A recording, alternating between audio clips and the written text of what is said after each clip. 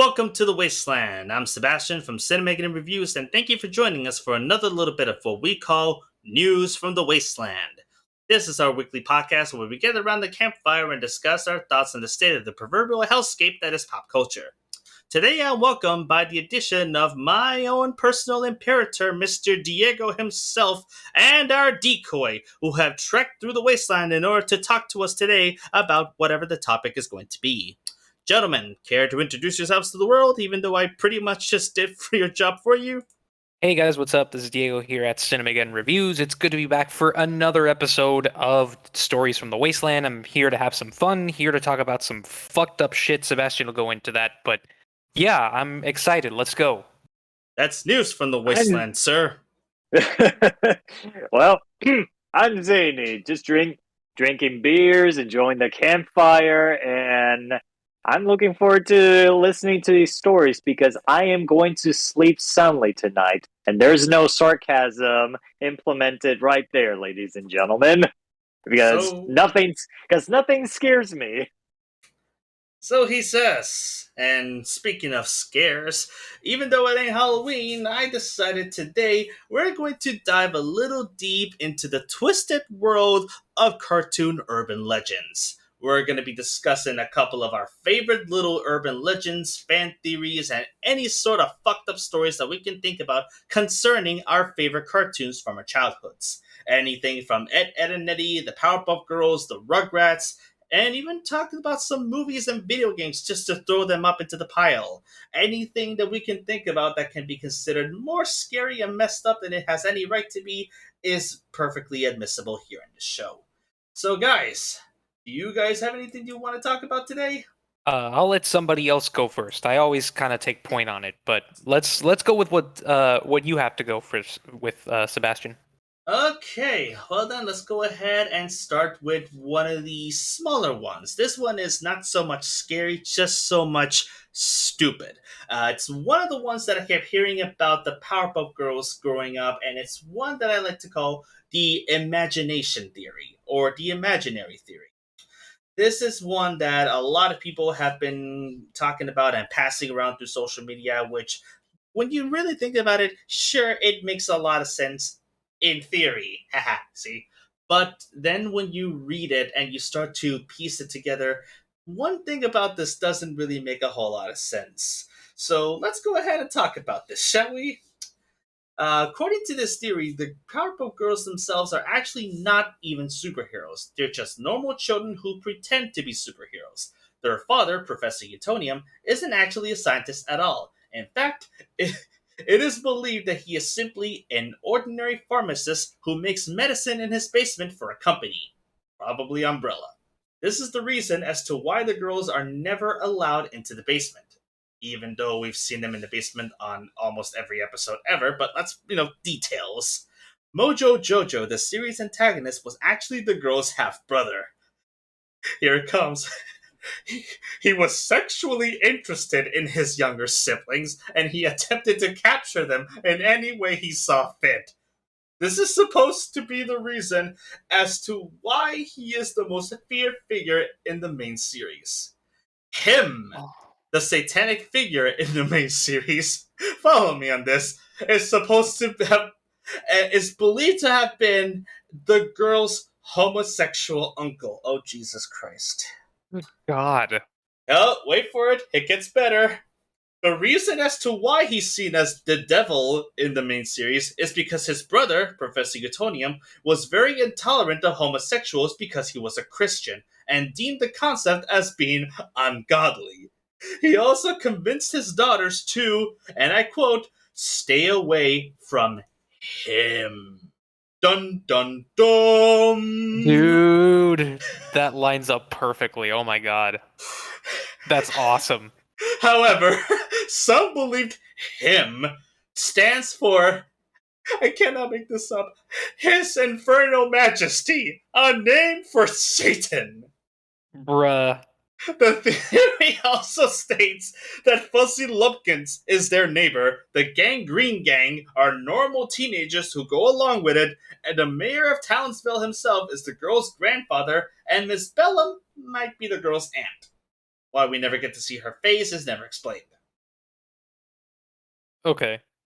Wow, that was wild, dude.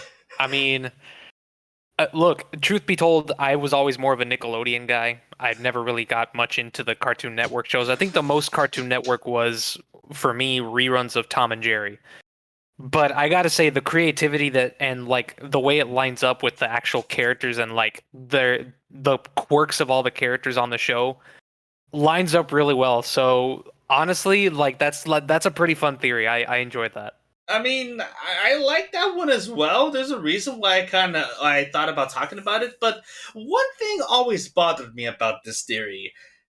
I refuse to believe that a person who is, first of all, a scientist, and even if we're going by this theory's logic, a pharmacist.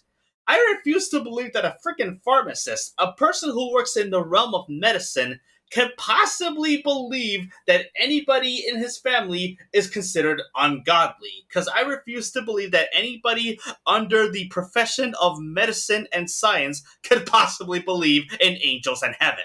Just the fact that this theory is basically saying that the professor is homophobic because of his own religion is just ridiculous. Because this is a man who is not supposed to be a pharmacist based on this theory, but is literally slapped God across the face and called him his bitch by taking literally household materials and chemical freaking X and made life out of nothing.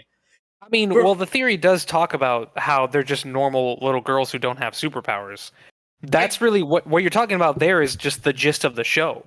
I get that, but if we're going by the theory's logic as well, would you really consider people who believe in other people of sexual orientation being ungodly to be someone who could be taken seriously in the realm of medicine?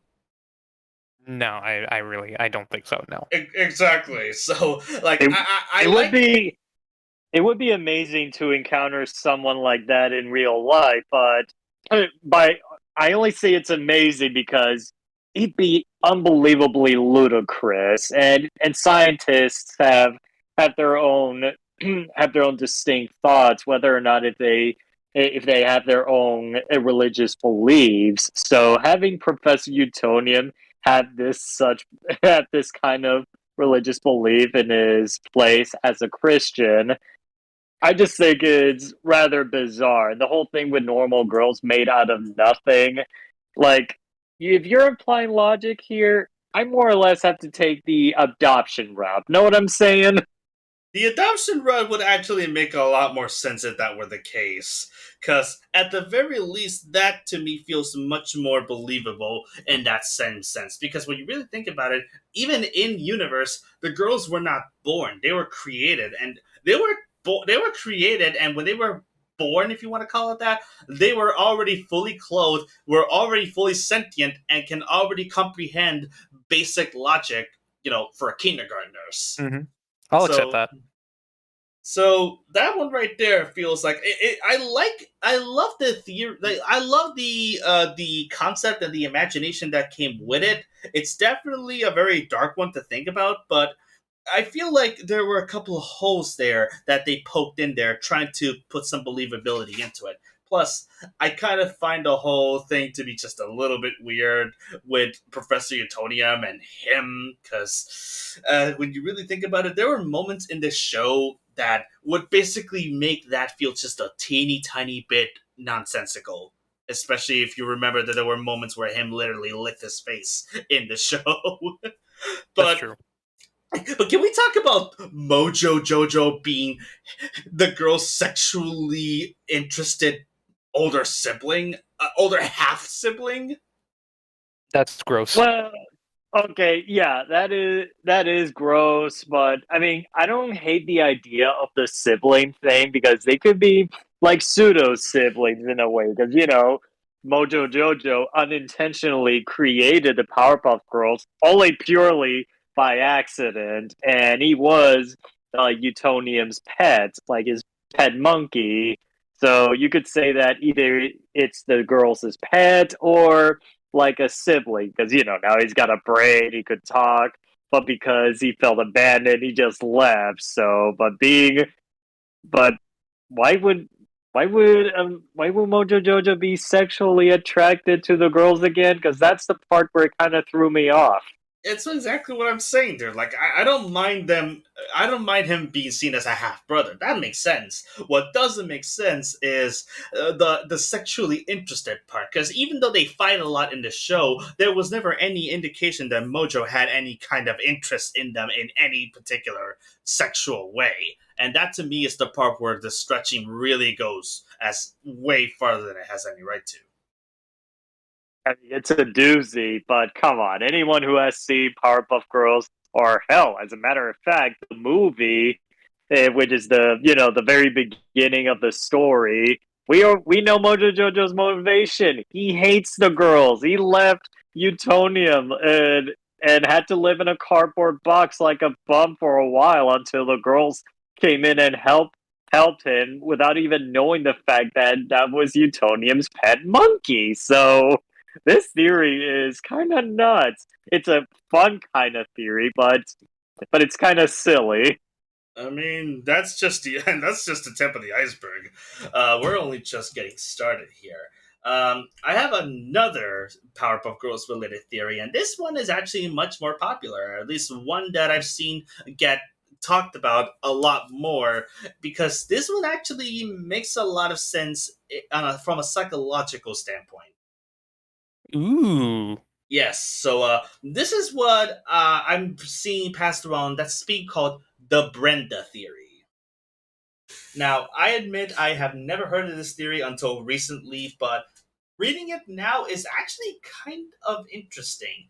This theory sees the Powerpuff Girls as being fractions of one host body.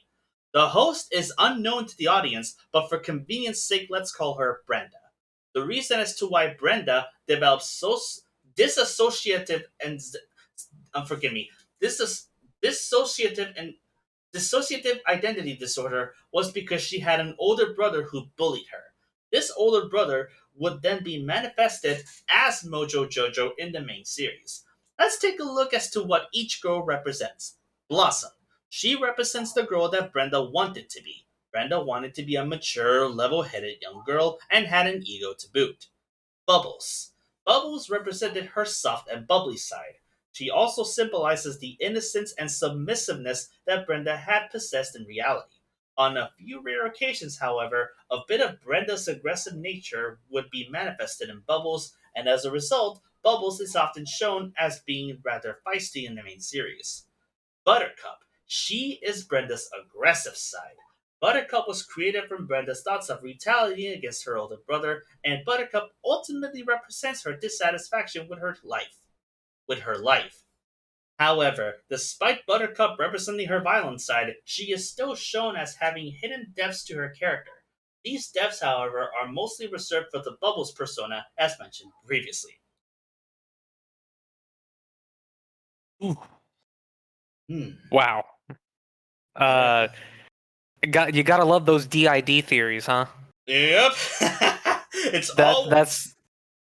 I It, gotta admit, I'm a huge fan of the DID stuff. Like I really like those psychological theories. Those are actually kind of my favorites. So I was like engrossed in the whole thing. I was like, okay, so how does this fit into the story? And it's like, oh, so it turns out there's sort of three sides of the same three-sided coin. That's clever. Yeah, we don't know who this person is, but it is actually very interesting to look at the series through this perspective. Um, Yeah. it just makes you wonder who could possibly be this particular Brenda, and how bad was that bullying that it caused her to develop this kind of anxiety towards her brother and towards everyone else around her. I mean, it also depends. Like, if you guys have seen Moon Knight, then you guys know that when depending on a certain age, it really doesn't take a whole lot. Like sometimes it just takes like early form depression to create DID or anxiety or something like that. And in that case, it really doesn't take much. So That is true. Uh, Luis, what do you have to add to this? Honestly, I'm fascinated. Like, I never thought of the idea of, thinking of the girls as one person and each of the girls represent like the like the different sides of personalities that we never that we couldn't imagine how a fully thought a person with full thoughts would become of. And as Diego mentioned, though it does have, yeah, like with the three split personalities and imagining from Moon Knight, like as an example, as Diego mentioned, yeah, it is cool, but when it comes to psychological traumas and such, that's hard for me to grasp. But it is fascinating, nevertheless. I like this theory. Though the Yeah. whole thing with although the whole thing with Mojo Jojo, how does that fit in? I mean, it kind of piggybacks around the same theory that the last one was, where he's not so much a villain, but so much as he is a half brother, where he ended up bullying her so much that she became kind of resentful towards him. Sheesh, what is up? So was this written by the same person and decided to make Mojo Jojo a half brother of some kind? I cannot tell you, but I would not be surprised if he was, if he or she was the same person.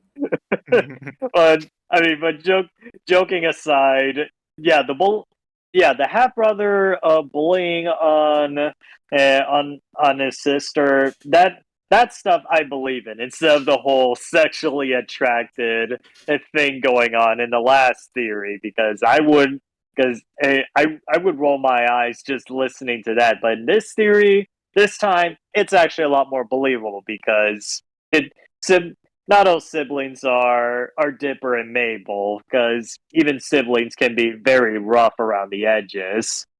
Yeah, unfortunately, not everyone is going to be as is not everyone is going to be as beloved or believable as Dipper and Mabel. Oh my goodness, I cannot wait to start diving into that series and doing my own video on it. But, anyways, that is all the ones I have for the Powerpuff Girls. The other one that I got here is the Samurai Jack theory, but we don't really need to talk about that one. Oh, well, wait, why not? Because I don't think anybody really cares about Samurai Jack. Certainly nobody in Hey, this I totally do. nobody here. What's that? Hey, I care. Oh, what's that? Someone actually cares. Why am I not surprised that the one asshole here actually likes Samurai Jack? Oh, come on. Samurai Jack is one of my favorite shows of all time. I never get I know, I'm just here to bait you. We're in a wasteland and I gotta find out some way to entertain myself. nothing scared me yet, so whatever theory is, let's hope it scares me. Because Uh, I have because I have a pissometer, and it's not even at 10%. well, this one's probably gonna get you at minus 10% because it's not really scary, but let's see how you feel about this one. This is, of course, the Samurai Jack theory. It's definitely one that I am actually a big fan of. The Powerpuff Girls' dad resembles that of Samurai Jack, and that these two are the same people, but in two alternate times. One time where an evil took over the land and Jack's dad didn't defeat, and another one where Jack's dad did defeat Aku. There's also a resemblance between where they are, such as the places in Powerpuff Girls are also in Samurai Jack but destroyed. In the world where Jack's dad defeats Aku, his powers are put into the sword.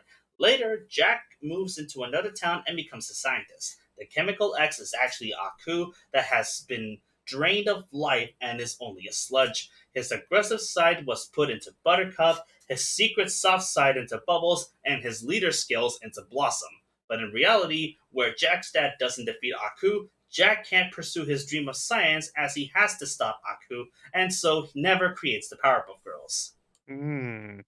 Man, that I remember reading about the references and the connections between Samurai Jack and the Powerpuff Girls, especially if you've seen in the first three episodes or in the pilot movie that started the series in the first place, where you get to see bits of these references. Thus, that these theories comes in.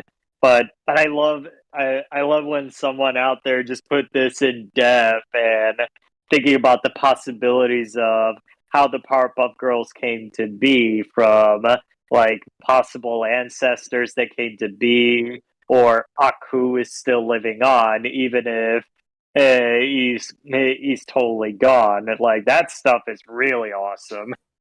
Mm-hmm. Yeah, I gotta be very honest. When you really think about it, it's kind of hard to not look at Professor Utonium and Jack and see two of the same characters at the same time. Maybe Jack is his ancestor, and that's where he gets his his appearance from. Probably. I The only mean, the only difference is he's square. oh yeah. Actually, they're both square. They're both square, though. But Jack has his rounds, and the only square part is his chin. While Utonium, he's fully squared up. Like his design, his face, like even like his triangular hair. It's like, yeah, you look both of these differences. Jack is very rounded, while Utonium's a square. I, Oh my god. I mean, This that is is making true. me. Also, hi, Kate. Thank you for joining us out of unexpectedly. Hello, thanks for letting me come in a little later. I'm sorry I couldn't come right at the beginning, but I'll be happy to join in on these crazy theories. Like, can I get a refresh real quick? What have you guys mentioned so far? So far, we mentioned 3 Powerpuff Girls theories. I talked about the imagination Oh, theory. God. Yeah, I talked about the imagination theory, the Brenda theory, and I just wrapped up talking about the Samurai Jack theory. Of course. Oh my god. Wow, that takes me back. Yeah, me too. And by the way, I'm just happy that someone out there in the desert just joined us in the campfire. Welcome back, Kate. Thank you. Thanks, guys.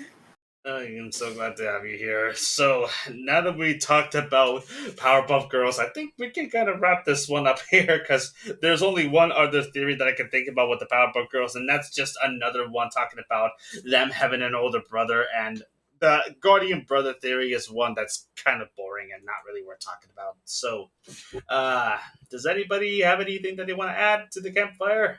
We're not exactly the Midnight Society, so just add whatever you want. Okay. I think I'm ready now. So, this is less of a theory and more of an urban legend. And even then, it's more based off like rumors that you might have heard on Twitter. And this was pretty popular like a couple years ago. It's a fairly new movie, or at least it's a couple years old. But my theory surrounds the 2019 movie Cats. I And can't wait to hear this. yes, and you might have actually heard this on Twitter if you browsed around long enough and like for some reason took an interest in how bad Cats was. Some people did, and this is how I heard about this. Cats, as you all know, is one of the greatest movies ever made that has no flaws and is completely beloved by everybody on the internet. I think the only movie that people love more than this is actually Morbius. It has a brilliant plot about a cult trying to sacrifice one of their own. It has award-winning CGI that you can never tell is totally green suits on a soundstage with terrible dollar store CGI. But one thing they unfortunately didn't grace us with, at least in the version that we all saw, was buttholes. Oh, As it turns out, Okay. yes. Oh my god. Okay, so as it turns out, while the production never originally intended to make the cats that realistic, there was actually, like in post, they were actually working on a butthole cut. The story behind this was. Oh my god. Yes, okay, yes, I know. The story behind this was the CGI team, believe it or not, was just overworked with all the terrible CGI rendering of cat skin. It was supposed to be, yes, it was supposed to be as realistic as possible, almost as if they were like 100% real cats. And this led to CGI shots where it's not prominent, but you can actually see buttholes under the tails. What the fuck? And the funniest part of this whole thing is they actually, the producers and the director actually looked at these shots and were like, "This is horrible. We can't put this in the movie," because for some reason that's where they drew the line, and not at CGI human cats. And so they actually hired people to take out the buttholes from the film. And to that, I'm just gonna to put a little button on it before I leave it open to you guys. I'm just gonna go hashtag release the butthole cut. Oh, fuck you. Can I just say, I love that this is when I stumbled onto the campgrounds. Welcome to the wasteland, Kate. They were fine with seats. I mean, let me add by saying that it's pretty fucking hilarious that they removed the buttholes, and yet, and this is kind of ridiculous, but it happened, is that in Illumination's Pets, the cats have buttholes. So why isn't that an animated family film? Like they do. If you look closely on one of the cats in the movie Pets, they have buttholes. So why isn't that? Why isn't that Why isn't a family film have cats with buttholes? Yet a movie with people in CGI'd cat I think you costumes. hit the nail on the head there. I think it has to do with like, the uncanny valleyness of it all. Like you put a butthole on a regular. I can't believe we're having this conversation. But if you look at a butthole on an animated cat, like that's fine. It's cartoony. But then you put it on a person with like a bipedal humanoid anatomy, it becomes too real. It's like when they had the McCavity number and Idris Elba's not wearing the coat anymore, and his fur is just the color of his skin. It's just Idris Elba naked. Yeah. And Ian McKellen's face, dude. Ian McKellen's face. Even Ian McKellen wasn't turned on by that, because Idris Elba's an attractive human being. So when you Not know, as a cat. no, it takes a lot of hard work to make Idris Elba look ugly as shit. But this movie found the way. Give those guys Oscars; they deserve it. And thank the Lord they did get representation in that year when when I think it was in 2020 Oscars where we saw Oh god, where we saw them in costumes. Like I forgot the people who were featured in that time, but I thought it was funny. that joke used to be funny, but it isn't anymore because I cannot, like, that joke was made at the expense of the poor animators that were pretty much abused to the point of falling down and caving in just to make anything Tom that was Hooper's wrong with cats, it wasn't their fault. Exactly. Like, the animators here were not the ones at fault there. They were the ones who became the butt of the joke when they were just following orders and doing their jobs and being reprimanded because they couldn't do their shit fast enough. Well, okay, so it became an easy target. Exactly. Well, okay, so to add to what Sebastian just said, first of all, I just want to say, pun intended. Second of all, they became the butt of the joke. Second of all, I think really what it was the nature of Cats the musical, which is supposed to be a play. But you also have a movie where the whole idea behind a movie is to make it look as realistic as possible. So the whole idea of adapting Cats into a movie kind of put the entire production in a proverbial box, where it was like, okay, we have to make this look real, even though it's creepy, but if we just put them in costumes on sets, it's just going to look weird. It's going to look cheap. Right. I will say, now knowing the whole context, because I remember Release the Butthole Cut. It was basically a meme. I don't know how serious people took it, but I think it wouldn't have gotten to the point it did if it basically wasn't spoofing Release the Snyder Cut. Like, Lindsay Ellis was campaigning for it. This was a huge thing. But knowing that it was a part of the production design, that they decided at the last second, like, nah, we're not doing this. This is too deep. We're not doing this. I question how far they got before then, because who's to say there is a butthole cut? There's a very good chance they did this with a couple of songs, and they realized this is a mistake. Let's not do this. And that's all that exists out there on some poor VFX artist's folders in his resume. It's like how people back when the Sonic movie happened, and after they fixed that, they were like, oh, they should put the original version on the Blu-ray. That'd be funny. There's no guarantee that they animated the whole thing before they got there. There's a good chance that all they did were the shots we saw in the trailer, and to then do the whole movie like that would have been ridiculous for the point of a joke. Pretty much. Oh, Yeah. Thank the Lord for Chippendale Rescue Rangers to make Ugly Sonic a fully fledged God. character. Oh my god. damn. Which God Yeah. is straight from the sun after all.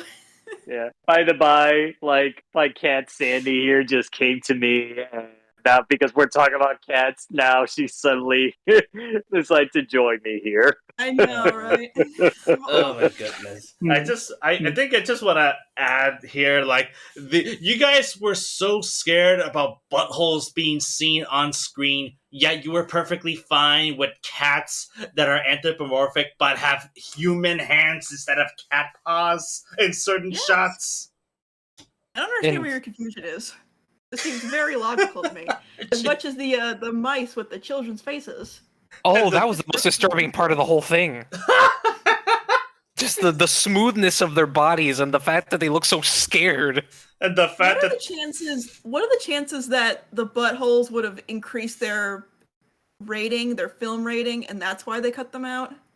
Maybe it would have turned the movie into an R-rated film. Yeah, like Probably. is that a restriction possibly? I'm going to It's say, technically nudity, but Does anyone want to Google this? I Brief sensu. Yeah, it's rated R for brief sensuality. oh Jesus. oh Buttholes. no! Jesus. I mean, considering the already apparent sexual nature of cats as a whole, this probably would have pushed it to a soft R instead of a hard R. Like the Yeah. softest R possible, only because Idris Elba's naked, but not the way you wanted to see him. Oh my god, this movie. Like, I think it says something when the worst thing about this movie isn't even the CGI, it's the fact that the musical numbers have been butchered to hell and back. And Tom Hooper had no clue about how cats actually work. Like, I think Taylor Memory Swift. still holds up though. I think if I recall correctly, Taylor Swift had to explain to him how a litter box works or something like that. What? Oh god! What? Yes. Yeah, I don't remember where I heard. Yeah, no, it was Animad who did a 20-minute long deconstruction on the behind the scenes production. And apparently Taylor Swift had to explain to Tom Hooper how a litter, I think it was how a litter box works, or maybe it was no, it was catnip. I think it was something related to catnip. But apparently Tom Hooper, the man who apparently has no clue how cats actually work, wanted to make a live action adaptation of Cats when we had a perfectly good animated version by Steven Spielberg that never got materialized. I want to Right. cry now. Oh God! How do you? Okay, this rabbit hole just keeps going deeper and deeper. Not only was the actual film that we got actually atrocious, but the more I learn about it, is just it's shocking to the point where it's almost baffling how Hollywood would allow this much recklessness on a production that I don't know. It costs $100 million to make, and it only made like $6 million in its opening weekend. Because Tom Hooper got a bunch of Oscar nominations for Les Mis. That's why. I guess clout goes a long way. Yeah, you're probably right about that. You know, Tom Man, Hooper We're really- is to me what Sean Baker is to you, Diego. I fucking hate Tom Hooper. I mean, okay, so I didn't hate Les Mis. I just think maybe it wasn't for me, but I did appreciate like the direction and like the production value behind it. I wouldn't go as far as calling him Sean Baker though. I I can't hate Les Mis because the Les Mis movie because it was my exposure to the musical. But it's another rabbit hole where the more you learn about it, the more you're like, they probably shouldn't have done this way. Yeah. Although I Man, want if to... only NASA called on them and say, "Would you like to make a theory film where with the moon landing, but instead of astronauts, it's cats?" Because good lord, because man, we're going deep into this compared to if we were going in depth with the moon landing from 2001. Oh Jesus! I mean, I will say this. We'll finish talking about it, but I just gotta say one more thing. This movie made money by comparison to another musical that the same studio ended up releasing 2 years later. This movie made more money than Dear Evan Hansen, which was also released by Universal. And yes, again, Dear Evan Hansen continues to haunt me like a goddamn ghost that will not leave me alone. It is the Connor Murphy ghost. Every story has a happy ending. Okay, to be fair, Cats is less toxic than Dear Evan Hansen, so I will give it that. Oh, you know what's fun? You know that kind of hits me because Dear Evan Hansen really haunts you. Seb, you might as well be a ghost. This is a new urban legend for you. Evan Hansen is your ghost. Great! Evan Reviews has been dead this whole time. Evan Hansen's dead, and his ghost has been haunting me ever since I did that damn video essay. He's basically the Connor Murphy to my Evan Hansen. Or keep haunting you until you do that video on the movie you said you'd do. Oh, I will! I am going to now. Because of all this. Because they just announced that the musical is closing its doors on the West End and on Broadway in September. Yeah. Around the same time that I released my video a year before, by the way. So I pretty much just gave the final shot. I gave the killing shot, and it just took a year for the death to come to place. I'm gonna just end my beef with Dear Evan Hansen with one last video by ripping on the movie, and the only time I will ever negatively talk about a movie that isn't called Uncharted. Well, my friend Danny DeVito, aka Sebastian from Again Reviews, you may have lost your Achilles. I hope you find your Hercules. Oh, fuck. Jesus. Achilles was a pussy. Hercules is the man. Okay, does anyone else have a theory they want to talk about while I try to cleanse my mind of Dear Evan Hansen? Can I go? Yeah, sure, why not? Yes. Okay, so let's gather around this campfire here as I tell you all the tale of Tad Strange. This is from the Gravity Falls community. Now, if you've seen Gravity Falls, you might wonder what the big deal is here. Tad Strange is a quick one-off gag of a character who has maybe 3 lines in the entirety of the series. But the fan base found out about Tad Strange much earlier. And there wasn't much to go on. So they decided to do what fan bases always do and get imaginative. Alright, I'm going to try my best to piece this together because there's a lot here and there's surprisingly not much of this still archived on the internet. So, from my memory of how this happened, there was a 4-month hiatus between the episodes Not What He Seems and the one that followed it. I won't say the title for fear of spoiling, but actually it was probably the 2 biggest episodes in the entire series. And there was this 4-month gap of people just waiting for the continuation. In that time, Welcome to the Night Vale host, for those of you who remember that podcast, Cecil Baldwin, had updated his online resume saying he was an upcoming character on Gravity Falls called Tad Strange. From this, people thought, obviously, that Cecil Baldwin is known for playing a ominous, mysterious character, that if they recruited him to be on a show like Gravity Falls, all about mysteries and supernatural elements and all sorts of fantastical things, that he was going to be a big, important character. So people tried to fill in the holes very quickly. Ultimately, what the conclusion was, and I can't quite piece together how people came to this conclusion, even though I was there, is that Tad Strange was Bill Cipher's brother, which for those of you who don't know, Bill Cipher is the main antagonist of the show. If you know anything about Gravity Falls, if you've seen that, that's Bill Cipher. He's the Illuminati. Yeah, exactly. He was the brother of Bill Cipher. He was a purple square shape because Bill was a triangle, and purple is the inverse color of yellow. And I think he was like a chaotic good kind of thing. I'm having trouble, again, finding much about his character because surprisingly a good amount of the stuff isn't up anymore, but you can still find it.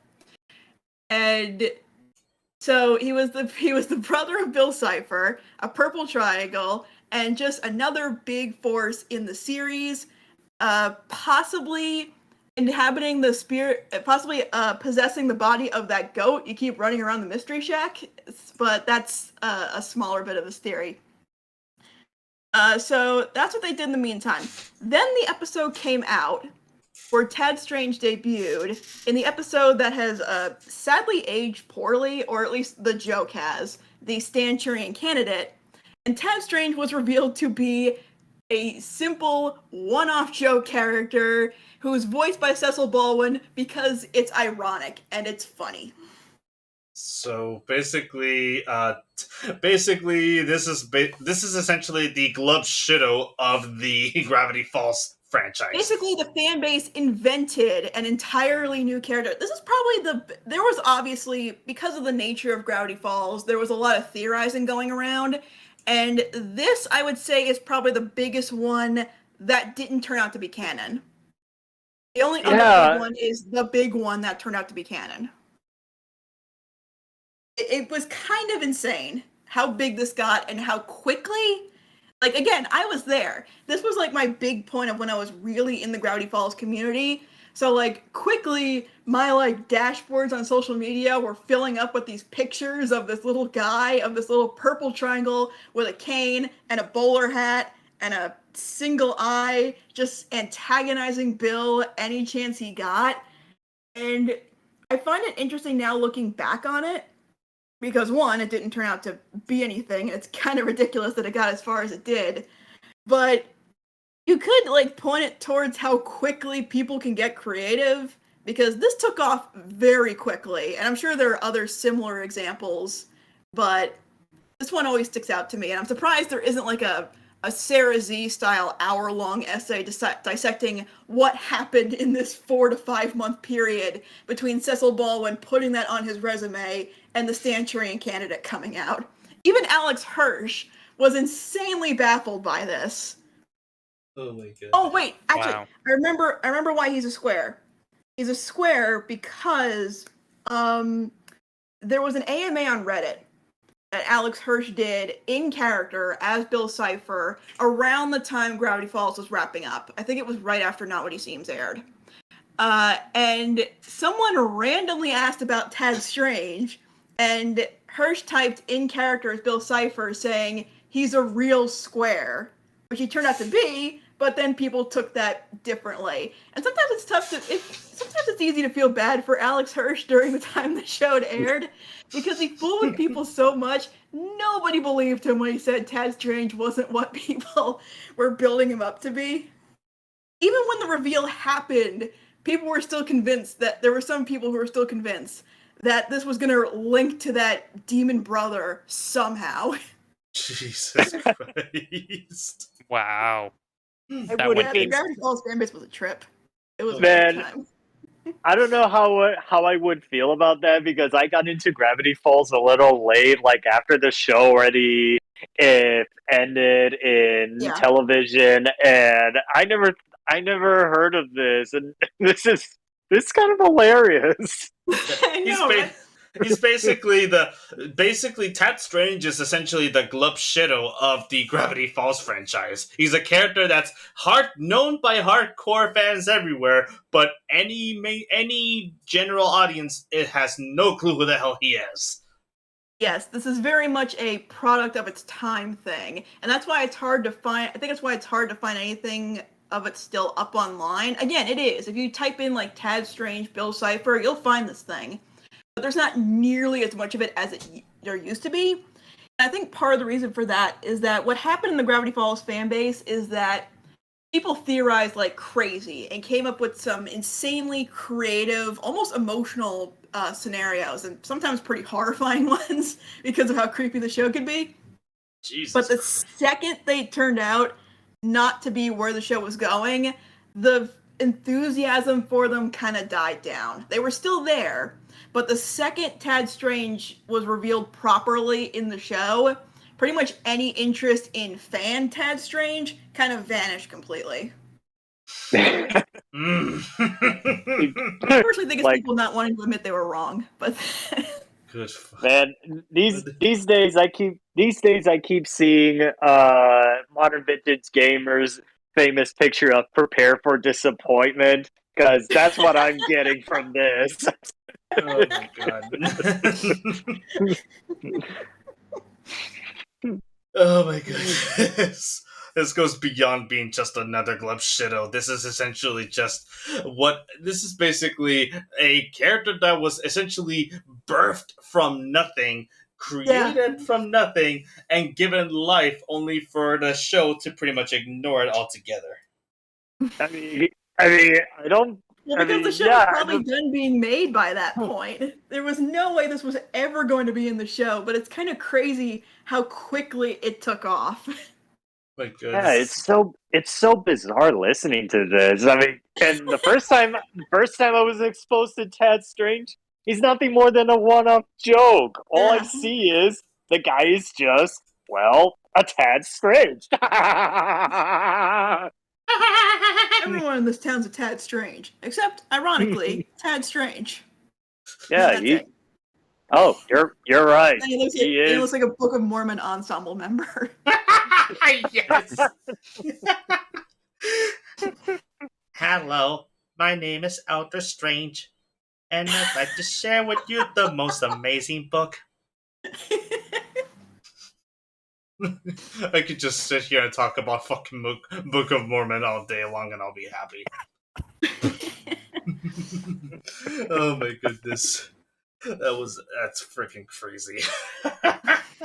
Okay, so is there anything more do you wanted to add there, Kate? No, I think that's the whole history. I might post a video later in the chat of just seeing this from Alex Hirsch's perspective, because he did a panel at a convention once and someone asked him about this. And watching him recount, knowing that this was just nothing but a joke with a ironically cast voice actor who put this on his resume a little too early. I think Baldwin was even told explicitly not to tell anybody. And just watching it spiral into what it did, it's funny watching that from the creator standpoint. So if I can find it, I'll link it in our Discord chat. All right, no problem. Cool. All right then, let's go ahead and move on to another theory then. Diego, did you have any other one that you wanted to add, or Luis? Yeah. Hey, actually, before you, Diego, I'm actually gonna ask Kate. Kate about this because Kate, you mentioned this a while back, but I want to know what is up with the whole Robbie being dead theory. Oh, okay. So this one's a bit simpler. So in the very first episode of Gravity Falls, you know that Dipper thinks that he's dealing with a zombie when Mabel gets a weird boyfriend. And, oh god, I'm trying to remember exactly what the journal said. It was like, known for their pale skin and bad attitudes, these creatures are often confused for teenagers. And, yeah, that's true. And if you remember how that guy was made up in the first episode, he's got like a black hoodie and like these really greasy hair. So when people saw Robbie, and he's also got like this bleeding heart on his hoodie, people kind of made assumptions very quickly at the possibility that he might be a zombie. And that wasn't helped by the fact that later on in the series, we find out that his parents are funeral parlor owners. So that just kind of added fuel to the fire. And I think the only thing that disproved it is the fact that they never acknowledged it on the show. But it was a popular theory for a while. I thought I love the fact that Robbie's parents is like funeral directors, and yet they're the nicest people ever. it makes it even more great. Funnier. It makes it even more funnier in that specific episode. It did start off with Robbie just not even moving on from Mindy. Damn it, Mindy. Yeah, Mindy. Not moving on after Mindy because Wendy. Sorry. Otherwise we're gonna get comments. Yeah, I am so sorry, but yeah, not moving on from Wendy, and he's right there in the grave pretending to be dead. Oh yeah, you're right. You're right. That does happen. Yeah. Yeah. It was just one of those things where he looked a certain way, and people made assumptions. I don't know how many people were taking it seriously. I know some people who were genuinely convinced that he was a zombie. But it was definitely a very popular theory at the time, right up there with some of, the big ones. Some of them did turn out to be exactly where the show was going. There's so much interesting stuff with how the Gravity Falls fan base interacted with stuff and how it theorized around the show and how the crew played around with it. There's so much there. Some of it I hope to eventually get to in my upcoming project going back to Gravity Falls. I swear I didn't want to talk about Tad Strange just so I could plug my upcoming retrospective.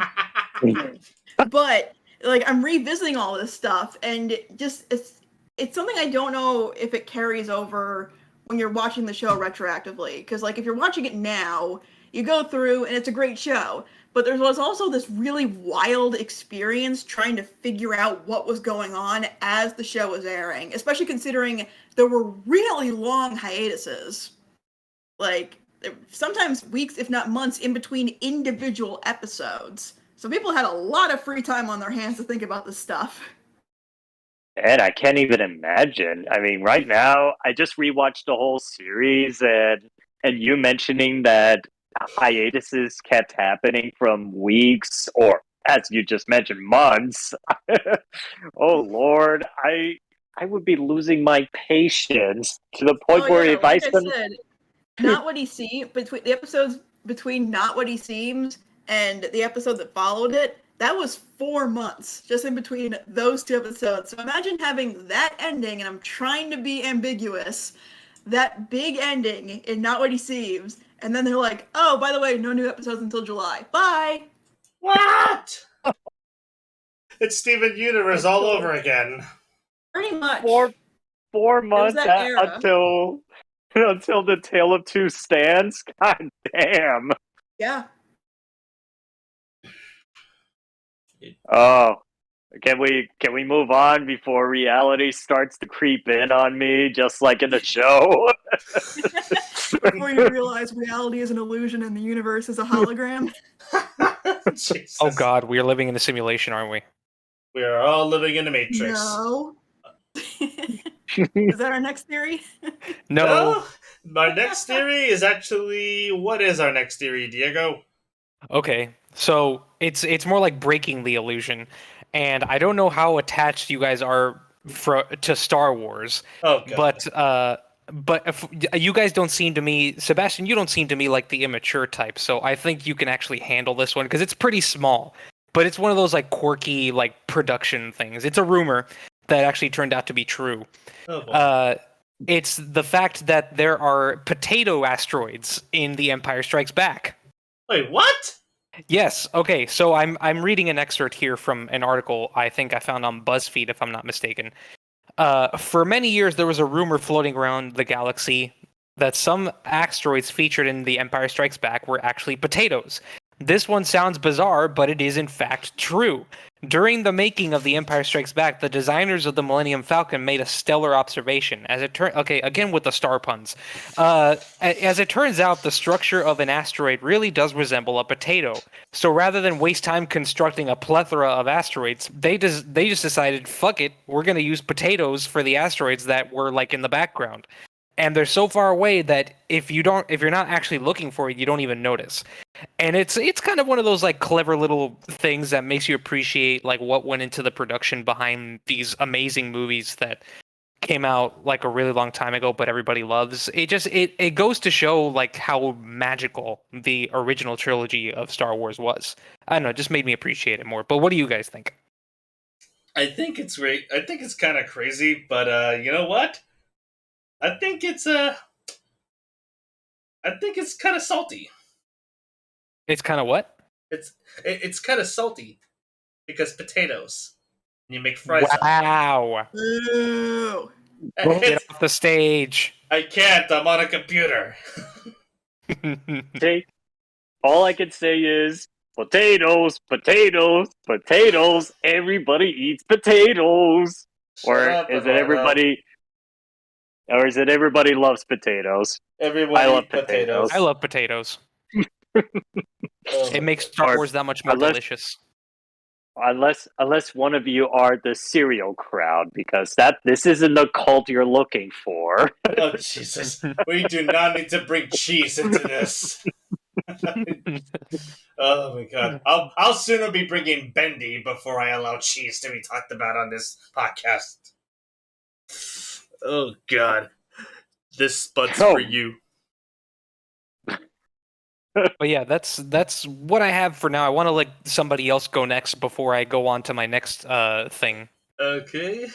Does any of you guys also has anything they want to add? I have. Who here wants to talk about theories revolving around Courage the Cowardly Dog?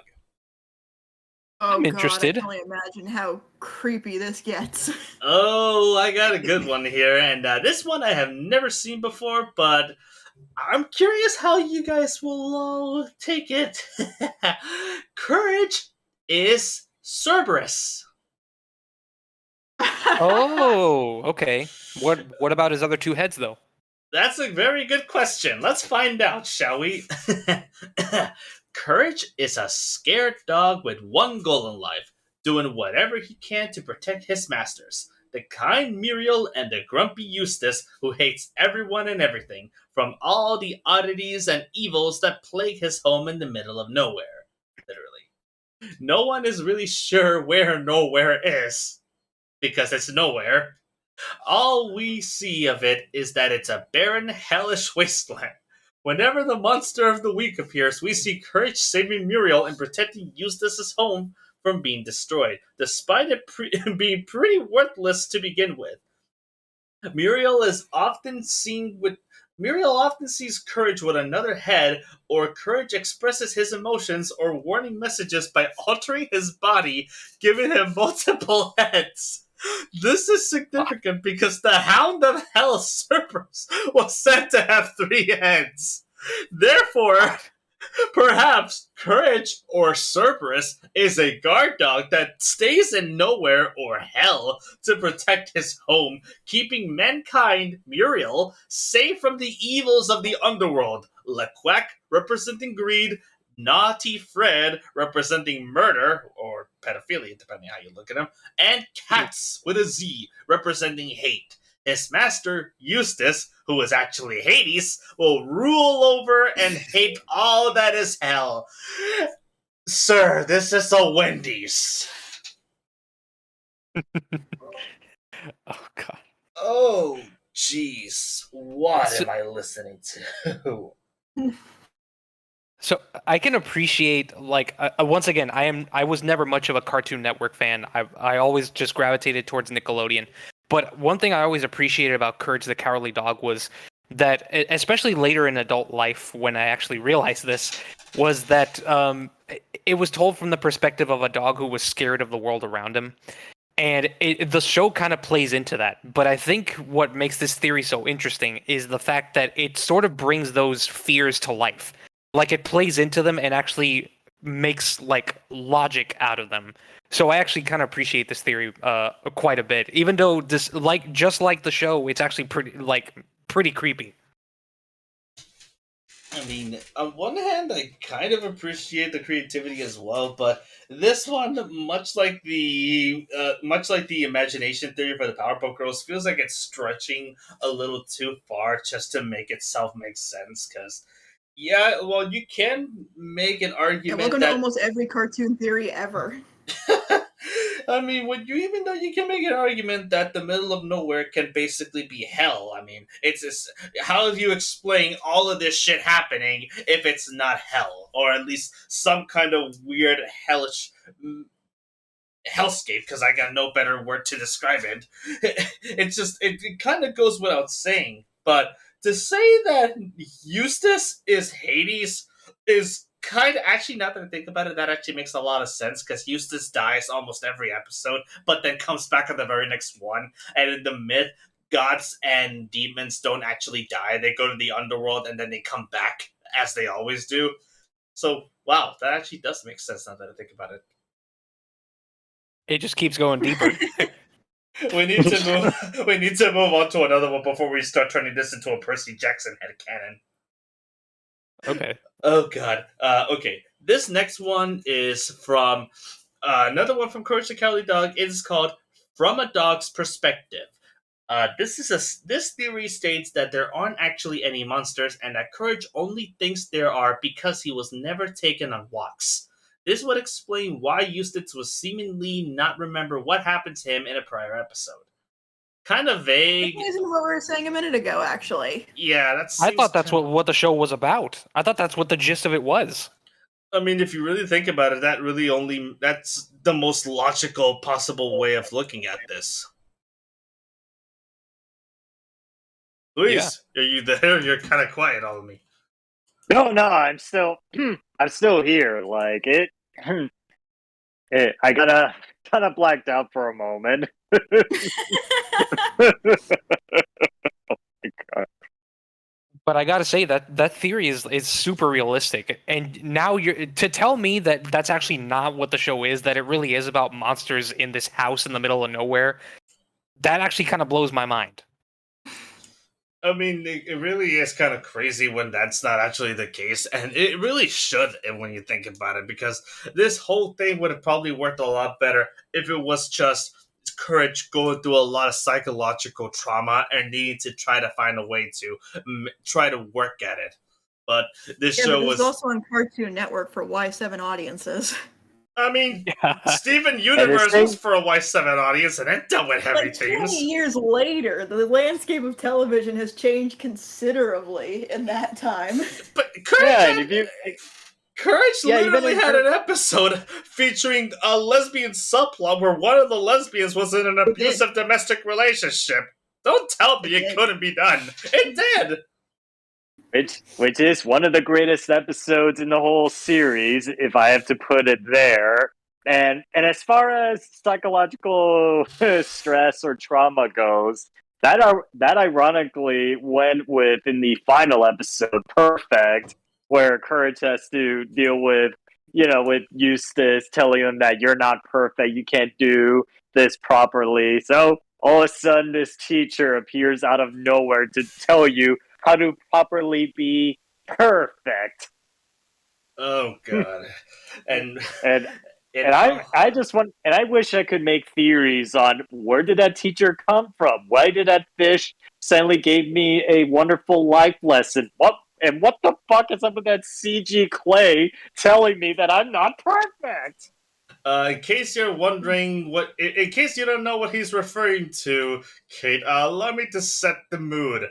At the end of that episode, there was a fish that comes out of a bathtub, known by everybody as the bathtub fish, who had a couple of words of encouragement, because that's literally the only way of looking at it. And he just shows up out of nowhere. He says, "Courage. There's no such thing as perfect. You're beautiful as you are, Courage. Even with your imperfections, you can do anything." Like, thank you, bathtub fish. Also, ah! Oh. I don't know if the YouTube people are going to be able to hear that, but he screamed so loud, Discord cut him out. Yes, it was hilarious. Good old accidental comedic timing. Oh, don't you just love when even Discord thinks this is too much? You have been stopped, sir. Yeah, Discord thinks you're way too loud. Just for doing too much, apparently. Yeah, Apparently. you were screaming at a dead fish who was just about to be eaten and gave us the thumbs up while being served in a plate. Oh, Jesus. I love this. Oh, my goodness. I think I got one more, if you guys want to hear about Courage the Cowardly Dog. But this one isn't so much a theory, so much as it is essentially the truth. How many of you remember the last episode of Season 1? Oh, I remember it like as if it's in the back of my hand. Yes. Ladies and gentlemen, for those of you who have never seen The Great Fusilli, spoiler alert, we're going to talk about the Season 1 finale of Courage the Cowardly Dog. Why? Because this theory actually needs to be explained. At the core of this episode, a traveling circus performer named Fusilli shows up and tries to get the Bag family to join him on his traveling circus. However, what Courage soon discovers is that anybody who joins his crazy psycho circus turns into a puppet that he locks away in a closet for him to use whenever he wants to entertain himself. And by the very halfway through the episode, he ends up turning Eustace and Muriel into puppets, but by the end, he gets hoisted by his own petard and is turned into a puppet himself. But what happened to Eustace and Muriel? They remain puppets by the end of the episode. And Courage is essentially playing along with the whole thing, even pretending to be scared by Eustace, who continues to scare him. And this is how the episode ended.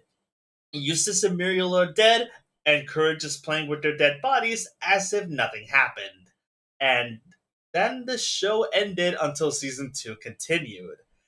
So the theory here states that as of every episode following this, Courage basically went insane and continued to handle the puppets as though everything was still happening normally, but things never were the same. And Courage was basically playing with Eustace and Muriel's dead bodies all the way up until he died of old age. Oh, You know, God. for kids. Yep. Yeah, very wholesome. I I mean, will say what? I'm usually not a fan of like super dark fan theories like that, but considering that at least in the 90s it was really common for episodic cartoons to end on like really out there endings where things looked kind of grim, honestly, or like a character went insane or something like that. Uh, so I get that like putting a theory together would help like develop closure on that, I guess, in a time where shows weren't really interested in doing that kind of thing. Right. And if there's anything I can describe from that theory, is that what sane dog would say the words "the things I do for love" after that? Do you call that sane? No, that makes No. it worse. That somehow makes it worse. God, Like, that's the first thing that popped into my head after listening to that theory, Seb. I'm just wondering, like, I watched Courage, but very casually, to the point that I only remember the bare bones of it now. I had to wonder, we were talking about hiatuses earlier, like, what was the feeling, like, if that was the end of season 1, and then you go into season 2, like, and then nothing's changed, or at the very least, I don't know, well, I'm gonna look this up, what the change was, what the length was between seasons 1 and 2. I'm just all I curious, like, all I can describe is that, yeah, seasons 1 and 2, it still moved on with creepy stuff and horror throughout what the show was known for initially. But then when we get to season 3, that's where it kind of got a little tame on horror. Still fun episodes, nevertheless, but it was a little tame. Like, it didn't have a lot of horror, a lot of it. But season 4 kind of made up for it with, I mean, as I just mentioned about in the perfect episode, like a couple of psychological thrills to it. Although, with the exception of the windmill vandals. Seb knows what I'm talking about. no. We do not need to bring that episode up ever again. Let's bring this up. I just looked it up. There was a 7-month gap between seasons 1 and 2. Could you imagine if like Courage was like your favorite show and you loved it, and then season 1 ends like that? And if you're a kid back then and you don't have easy access to when or if the show is coming back, you gotta wait until Halloween to find out for sure. And I mean, it didn't happen to me back then, but Samurai Jack did. I've been so impatient for a new episode, and after season 4, years. Like, if you ask me, over a decade of waiting. So, can you imagine if you would ask yourself, gee, if you remember this guy named Luis who didn't go insane when he's still talking rave about Samurai Jack? Because I caught him! But I digress. In case you're wondering, Kate, that one episode that he was just trying to lure me back into a false sense of security about, Windmill Vandals is a very infamous episode for me because it was an episode that I had a little bit of a traumatic experience about when I was a kid. Oh. Full context here. The episode synopsis goes because naturally in a farmhouse, the windmill is what powers the house, the lights, everything. But one day, for some reason, in this episode, the windmill stops working, and when it stops working, something appears, and by something I mean undead looking warriors, like straight out of the age of Vikings. Just suddenly it just started to invade the farm and start slashing towards the bags, including Courage. And as you can imagine, the only way to get rid of these vandals is to get the windmill working, because if you don't get the windmill working, those guys are going to keep appearing again and again. If you ask me, those motherfuckers look scary, and every time the windmill stops, my heart stops too.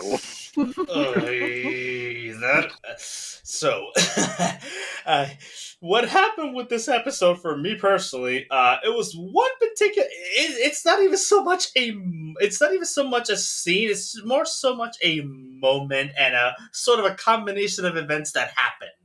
Uh, what happened was when I was watching this episode, it was very late at night, and my mom at the time she set up my television to turn off at a specific time for me to go to sleep. So, what happened here was, oh god, I am about to have a panic attack just talking about this. What happened with this episode was, Courage was talking to the computer because the computer knows everything despite being an incompetent asshole, and he was telling him the story of who the Windmill Vandals were, and he told them the legend of where they came from and the curse surrounding them. And halfway through that explanation, what happened was that the power actually ends up going out in the computer. God. Like, hold on, let me set the scene. Basically, the computer was talking, and you have this image in front of you, and he just says, "Lucky for us, it's just a store." And the power goes out. And as soon as the power went out on the computer, it went out on my TV as well. Oh my god. And as soon as that happened, wow. I didn't scream. I was horrified though, and I got under my sheets. I was shaking, and I never went to sleep that night because I was so Okay, scared. let me ask you that, because I've had similar experiences with like episodes of shows that really freak me out. Like, have you ever finished this episode? There were times where I did, but every time I come to this moment, I have to look away because this is probably like everyone will talk about King Ramses' curse. That episode traumatized me. The CGI is awful. That episode is fine. I can watch that episode and laugh at the song. You know, the one that goes, King Ramses, Santa Claus. Like, I can watch that without any problem, and I'll still sleep like a child. But whenever it comes to this episode, and this image in particular that I am showing on my Discord that none of you can see, I cannot sleep after seeing this. In fact, I'm probably not going to be able to sleep tonight because of this. Thank you for that, Luis. Put it under a spoiler filter, so you won't have to look at it unless you explicitly need to. Hey, at least this is actually worth it in a campfire. Somebody actually got scared, and it isn't me. Look at that. Yay! Fuck you for that, Luis. Hey, Diego, do you have anything else that you want to add? As in terms of like my own theories, yes. And I apologize because I wasn't able to add much. Again, not familiar with much Cartoon Network stuff, but I do have one actual theory, not a rumor this time, an actual theory that I would like to add. And you guys are all probably familiar with this one. I'm going to be talking about the Pixar theory. Oh Jesus! Oh yeah. Is that getting tougher to do these days because there's so many of them? Yeah, yeah, as a matter of fact. And look, before Sebastian starts ranting about how stupid the Pixar theory is, first of all, I completely agree. I just find it it's fun. interesting. It's fun, stupid. It's not like I don't know, entitled stupid. Like Right. it's weird, but like it's always fun when the new movie comes out, being like, okay, how are people going to link it to the rest of them this time? I find fun with it, even though I don't follow it very closely. Yeah, Yeah, I agree. I agree. It is super fun. Like what's been connected from before, and then what could connect next. I would say that okay, so like there's a lot that can be like speculated on in terms of like the main movies that connect the Pixar theory. So let me just go into like the gist of it for those who aren't familiar with it. So the entire Pixar theory centers primarily around Monsters Inc. In which a time traveling Boo, who as it turns out, this is the biggest twist of the theory, is the witch from Brave. And if you guys remember, the witch from Brave actually disappears by traveling through doors. That's true. In Monsters Inc., the monsters travel to different parts of the world, or at least the human world, by going through doors. This has been speculated on by whoever invented the Pixar theory to be a form of time travel. And Boo is the one who's actually using these doors to go back and visit Sully because she lives in the present. And Monsters Inc. takes place in a future where humanity, after like a post-apocalyptic wasteland, has like resorted to bestiality to keep the species alive. So that's why Sully exists. And so Boo keeps traveling back into the future to visit Sully, who's like her best friend. And there's a whole bunch of movies that connect to this. There's A Bug's Life. There's the Toy Story movie, specifically because of an Easter egg that is primarily seen in WALL-E, which is the By and Large Corporation. The By and Large Corporation created WALL-E, created a whole bunch of these like different technological aspects, which later led to the radioactive apocalypse that destroyed Earth. And it's rumored that whatever humans stayed on Earth resorted to bestiality to keep their species alive and all that stuff. And that stuff is creepy, but it's also like low-key kind of interesting because of how like all the pieces fit in this like saga of Pixar movies that you didn't know were connected. And not all of it makes sense. I mean, there have been a bunch of movies that have come out from Pixar since this theory came out. For example, Luca could be described as filler, or it could be described as an actual meaningful installment in it. There are people out there that are saying that Lightyear, the newly released Lightyear, is like sort of a break in the continuity of it, even though there's like a ton of continuity errors in the Pixar theory. There's Turning Red, which is really just filler. There's a bunch of stuff, but I think I just find it fascinating. It's really kind of like my favorite fan theory, really. Why? It's just interesting. It has a lot of lore behind it. There's like a different ways that you can twist it to like make sense in the timeline. Also, you have I to don't get know. really creative to connect these things these days. No, It'd be like, oh, there's the ball, there's the Pizza Planet truck, this character model was used again. But at this point, if you want to keep the Pixar theory going, you got to get really creative. Yeah. And I kind of like this. Like it gives a new creative meaning, and how far can you connect in this timeline in the way how you want to progress these movies in a way that we could never imagine before. I mean, even if I will agree, it is pretty bizarre to involve with bestiality, and then you mix in with time traveling. There, you could really overcomplicate things. But still, I like the idea of the whole thing with Monsters Inc. taking place in the future, but how it got to that point, that's where the fun begins. Yeah. Yeah. Sebastian, it's one of those things that's just like fun to build on and like get creative about thinking where connections could be and everything, but it is in no way plausible, intended, or realistic. And probably the only point where the Pixar theory would get annoying is if people themselves got annoyed that there was a Pixar movie that came out that had no connectivity to it, or were mad that Pixar hasn't I don't know, serviced it in some way yet. because the Pixar theory is old. Like, we're going back to like pre Cars, right? I Like, would this has been a no. thing for a Well, long time. Cars does actually take place in the Pixar theory. I think the Pixar Right. theory, like the point where most of it stops making sense, I think, is Toy Story 3. Right, but like I'm wondering when the Pixar theory, like when people started concocting it, because I think this was a thing before they properly merged with Disney, like pre Bob Iger. I think it was like right before then. I could be wrong. This is very Pixar theory is also interesting, is that in that it's very early internet days. Like Yeah. there was that time of elaborate theorizing. This is basically the Ash is in a coma era, where theories got big and they got big quick. Nowadays, big crossover and interconnectivity stuff like that isn't that unusual, especially since a lot of these people who work in the industry now like know each other and like putting Easter eggs to their other shows into things. Yeah. And people like crossing over characters. Like there was that point in the early 2010s where there was a big crossover fan base for How to Train Your Dragon, Brave, Tangled, and Rise of the Guardians. That was a huge thing. I know it has a name. I'm blanking on what it is. Was it a thing? But oh yeah, it's like it was called oh boy, it was like Rise of the Brave Tangled Dragon or something. I like was that. a fan. I had a poster that I made myself based on that.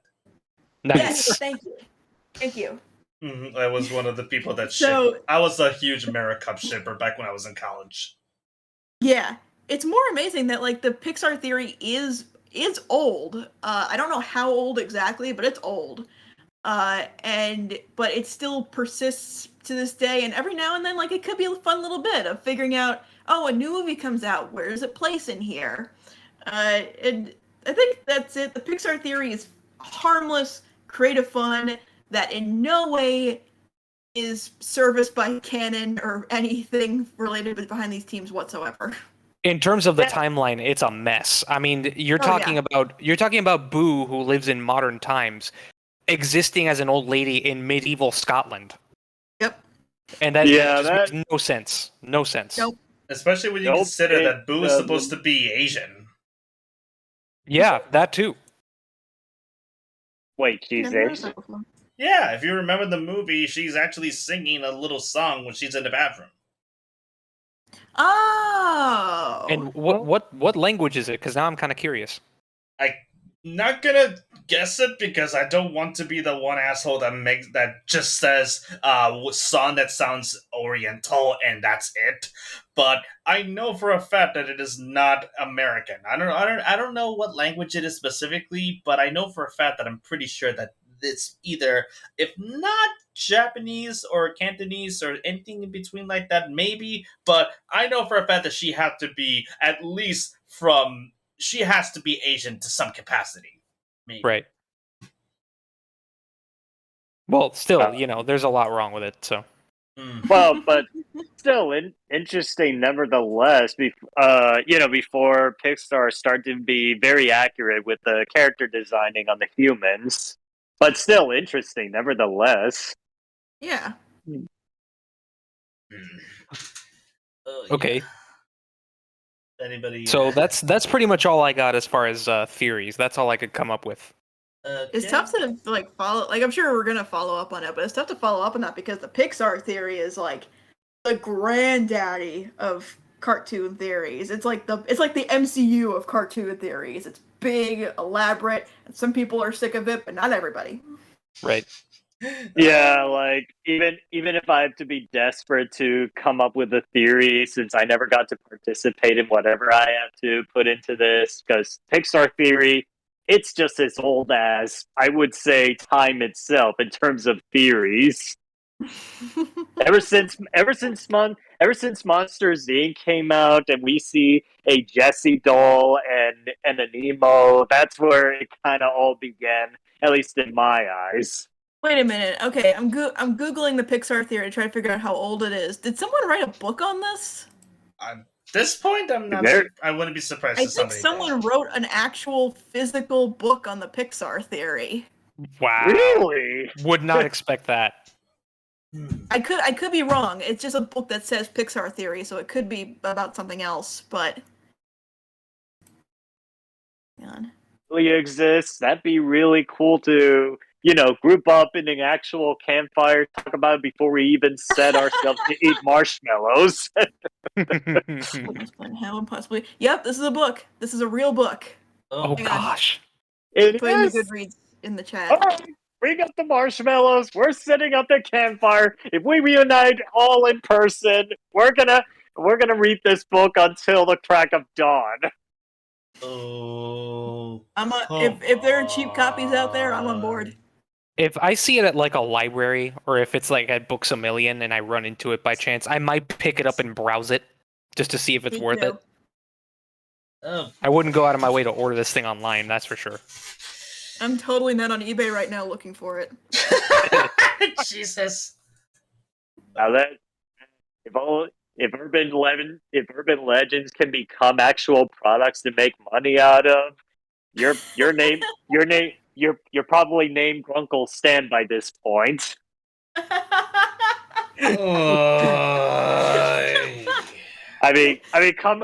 on, Grunk. Hear me out. Grunkle Stan is actually real. Like, if you look at journal number 3, Grunkle Stan, and I quote saying, "This book is amazing. Buy it twice."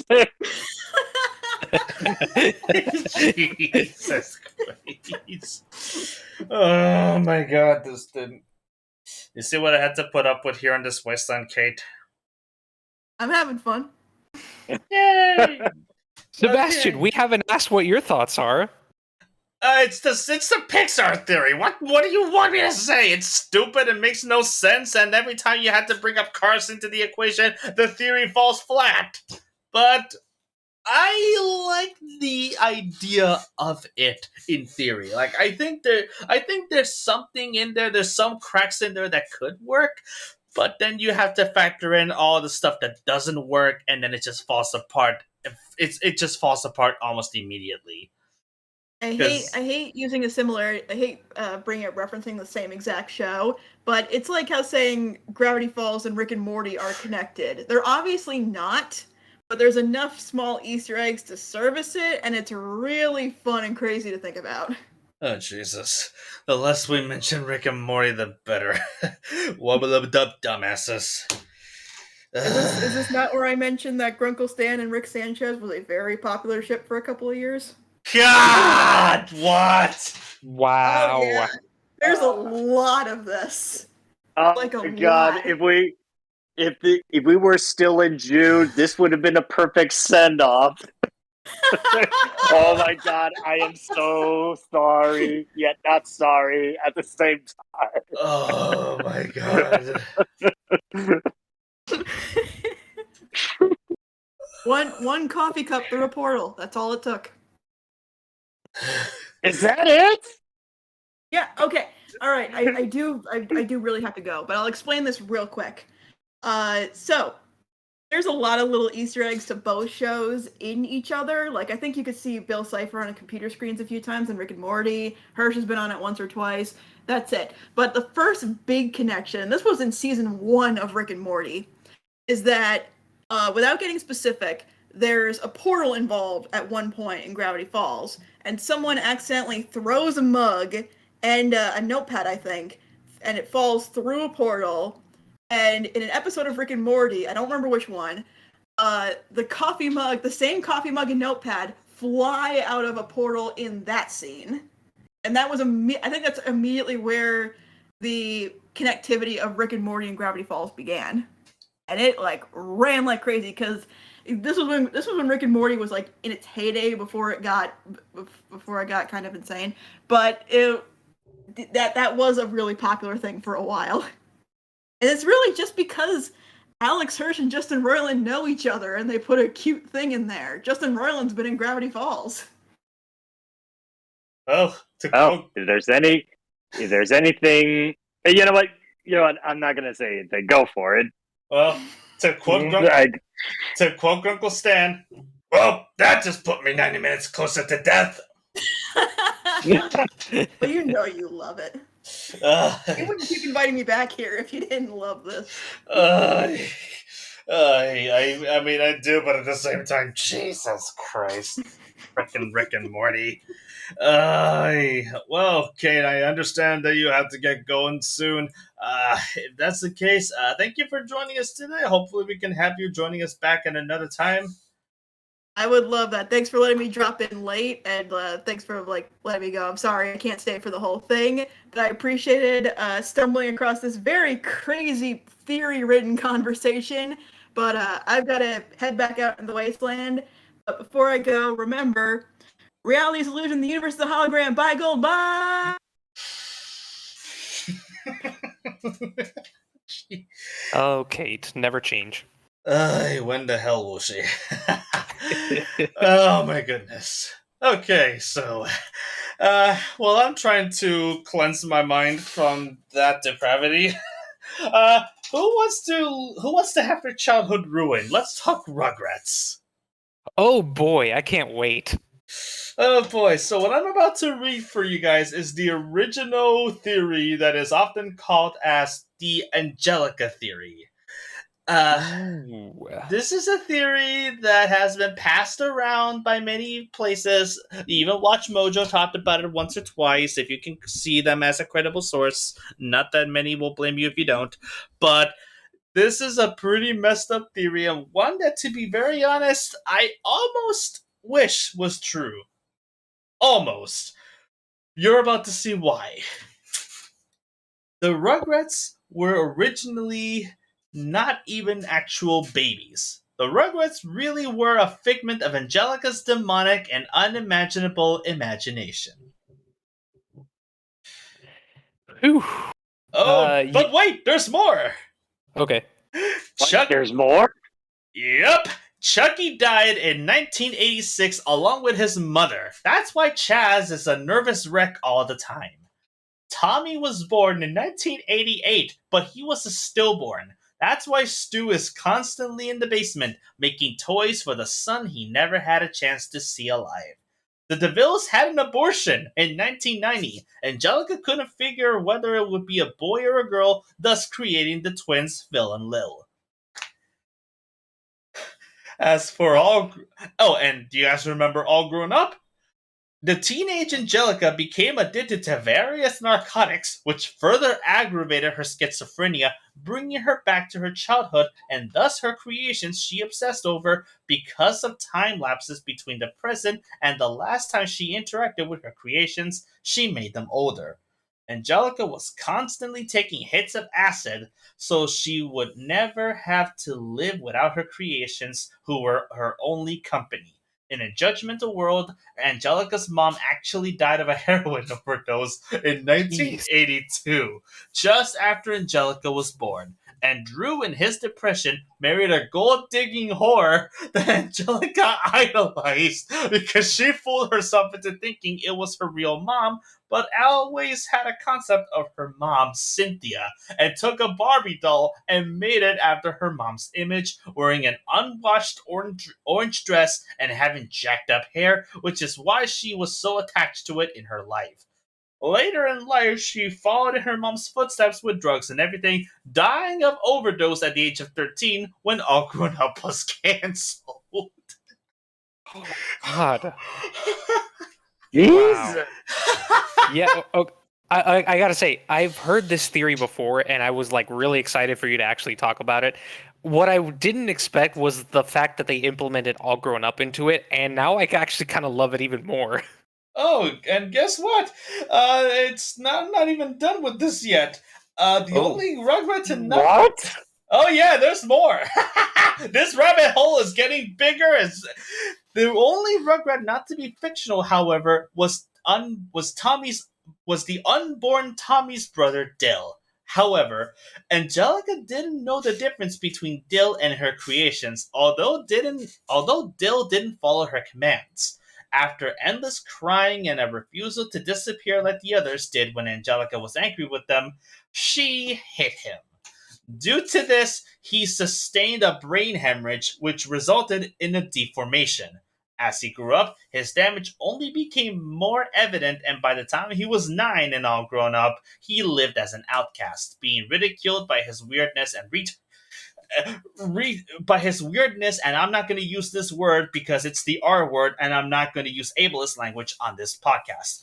The immense guilt the immense guilt over this is what led Angelica to her drug use and is what led Angelica to uncreate the Rugrats briefly until her experience with hallucinogenics. On a trip to Paris to find love, Chaz married a woman named Kira. He was actually going to marry a different woman named Coco, but she just wanted him for his money, of course. Who had a daughter named Kimmy that was torn from her because she was a cocaine addict. Angelica imagined her from Kira's stories. He lost his mind after the death of his wife and was in denial that she was ever a prostitute. Upon returning to America, Chaz and Kira remarried and she got her green card. It was actually a really happy and romantic story. Kira continually struggled with her addiction, but was relatively happy with her life with Chaz. Susie was actually Angelica's only friend who entertained the thought of Angelica's creations for her sake. Angelica spent the last days of her life in the back of the school cafeteria, imagining friends around her and playing with the lives of her creations. Wait, Now, she you died? guys. I told you she died of an overdose at the age of 13 when the show got canceled. Oh wow, I didn't know that part. I literally said that. Okay, now you may react. I guess. I mean, I never cared for All Grown Up because All Grown Up to me, it's what kind of ruins my enjoyment of Rugrats. But hearing this, I think this is. I would have enjoyed it All Grown Up a little more, even if it becomes another Euphoria. Mm. Oh God, I think this, but the way all these babies end up, and Angelica being the one that gets the most abuse in terms of drug overdose, and for what's going on with with her entire family, especially outside of her own. I'm speechless. I got nothing. I think this is pretty messed up. The person who really wrote this, I give them a gold medal. Her most fucked up mind. Jesus. I mean, this type of shit would make Tim Burton jealous. I'm just sad that Tim Burton never decided to do a live action Rugrats and use this as the background for it, because I'm pretty sure this Yes. would be right up his alley. Just turn this into a movie, Tim. I mean, we're gonna be getting something like that, but in another IP, which was Winnie the Pooh. Oh god, I forgot he's still working on that. Oh, Wait, what? well, yeah, that Winnie the Pooh, like ever since the IP has ended up becoming public domain, now everyone can do whatever they want with it, and by whatever they want with it, I mean dark shit, creepypasta levels of dark shit. Oh god. Boy.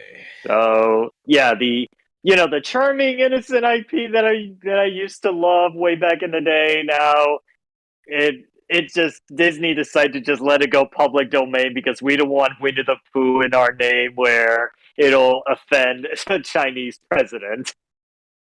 Yes, I remember that stupidity. Oh my god. I mean, it's amusing yet incredibly tragic. I mean, come on, it's already bad enough that everyone's already talking about Eeyore's depression and he might have committed suicide. And now learning about this new movie where they legit ate Eeyore up. God. What the shit? I swear, I'm going insane. Like, if there's any movie that I'm probably gonna, if there's anything that I might lose my sleep in this campfire, it's as if I witnessed something like that on the big screen. Oh boy. There, wish came true. Now I'm probably not gonna sleep well tonight. To be fair, you kind of did that to yourself. Yeah, fair point. I'm already crazy enough, hence my zany name. I... Wow. Well, I'm done. I got nothing more to say unless you guys have anything else to add to top that off. I mean, well, I'm good. yeah.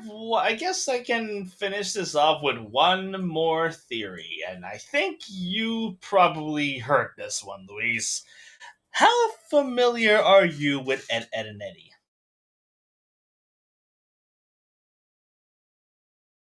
Do you really have to ask? That's what I thought. So, this theory is actually one of the more popular ones revolving around the show, and probably one that you may have heard about. It is the purgatory theory. A purgatory? Yep, this theory states that all of the kids who inhabit the cul-de-sac are actually dead in reality, and that the lives they lead there are actually taking place in a purgatory like setting. And to top it all off, this theory actually goes into play as to where and when these children all died. According to the theory, the children of the cul-de-sac hail from different eras spanning the early 19th century to the early 2000s. This would explain why the year of the show is very hard to pinpoint, with multiple anachronisms present, and also why there aren't any adults in the show, although you do catch a glimpse of one of every now and then. Rolf arrived first from the 1900s. The theory goes his family had moved to Peach Creek in order to establish a farm on its land. Rolf died around 1903 when his family's farm animals stampeded and trampled him. This was supposed this was the supposed reason as to why only he has one cow, one goat, a few pigs, and a few chickens. Not enough animals to cause a fatal stampede in the afterlife. Johnny 2x4 came to the cul-de-sac not too long ago after Rolf's death. Having no friends, Johnny took a marker and drew a face on a piece of wood and dubbed it Plank. He died in 1922 after a long battle with tuberculosis, 6 years before the discovery of penicillin.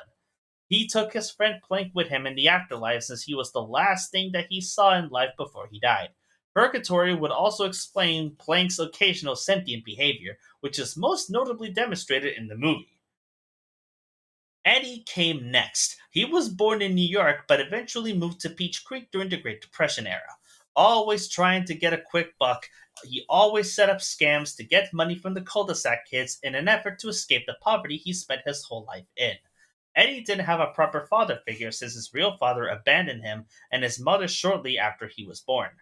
With this came the big bro he adored and idolized so very much despite the latter's abusive nature.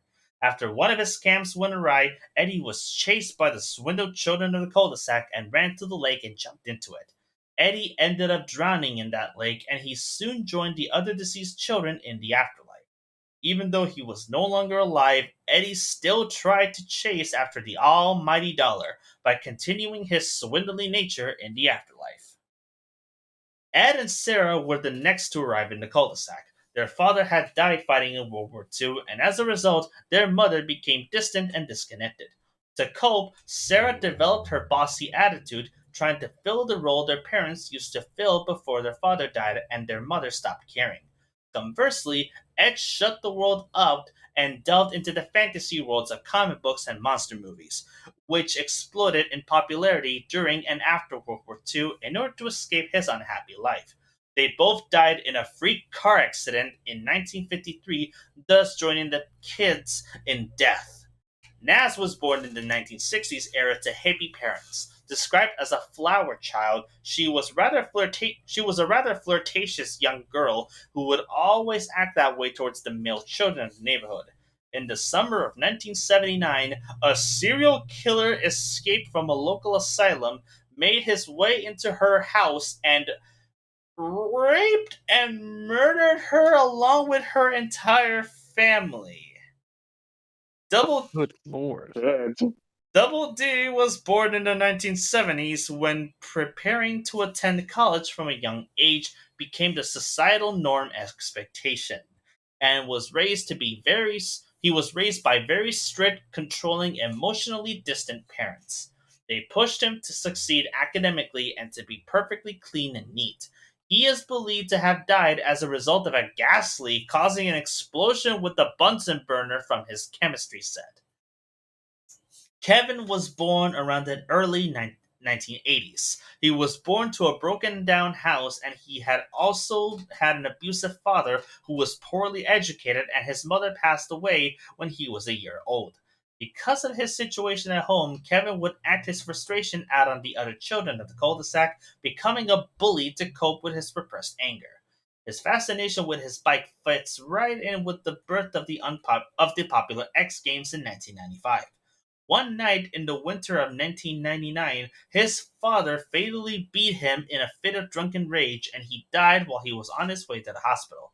His father was then convicted of his murder, and he was sentenced to life in prison. When Kevin entered the afterlife, he reimagined his father as a loving as a loving parent, and that he would shower him with gifts. He still kept his bullying ways in the afterlife, however. Jimmy is the last child to enter into the cul-de-sac. He was born in the early 1990s and was diagnosed with leukemia. Jesus. He never associated. Even in a theory, Jimmy never gets a break. He was born into the early 1990s and was diagnosed with leukemia. He never associated with the other cul-de-sac children because his parents believed he was too frail to be around other kids, and he remained bedridden for the remainder of his life because of this fact. After fighting a difficult battle with leukemia, Jimmy eventually succumbed to his illness, and soon the cul-de-sac purgatory was complete. But where about the Canker sisters, you may be asking? Well, let me tell you. The Cankers were different from the other neighborhood children. It is believed that they are actually demons that were sent to the cul-de-sac to torment the souls of the remaining children who didn't cross over to heaven. The Cankers are the only characters with normal colored tongues. Yeah, we'll get to that in a second. Which would seem to indicate that they are not dead and that therefore they must be something different.